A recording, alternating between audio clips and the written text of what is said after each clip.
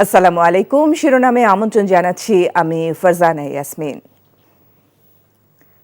আজ আন্তর্জাতিক নারী দিবস। অধিকার, সমতা, ক্ষমতায়ন, নারী ও কন্যার উন্নয়ন প্রতিপাদ্য নিয়ে বিশ্বজুড়ে উদযাপিত হচ্ছে দিবসটি।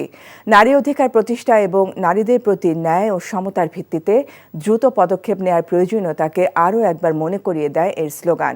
বিশ্ব অর্থনৈতিক ফোরামের তথ্য অনুসারে অগ্রগতির বর্তমান হারে পূর্ণ লিঙ্গ সমতা অর্জনের সময় লাগবে ২১৫৮ সাল পর্যন্ত, যা এখন থেকে প্রায় ৫ প্রজন্ম।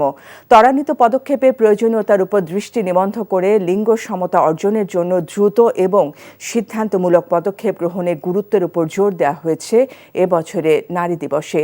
এটি ব্যক্তিগত এবং পেশাদার উভয় ক্ষেত্রেই নারীরা যে বাধা এবং পক্ষপাতের মুখোমুখি হন তা মোকাবেলায় বর্ধিত গতি এবং জরুরি পদক্ষেপের আহ্বান জানায়। শিরোনাম এটুকুই। এই খবরের ভিডিও সহ আপডেট জানতে ভিজিট করুন এনটিভি অনলাইন www.ntvbd.com। এছাড়াও এনটিভির জনপ্রিয় সব অনুষ্ঠান ও খবরের আপডেট জানতে ভিজিট করুন আমাদের ইউটিউব ও ভেরিফাইড ফেসবুক পেজ। ১২টার মধ্যাহ্নের খবর দেখার আমন্ত্রণ রইল। ধন্যবাদ সবাইকে।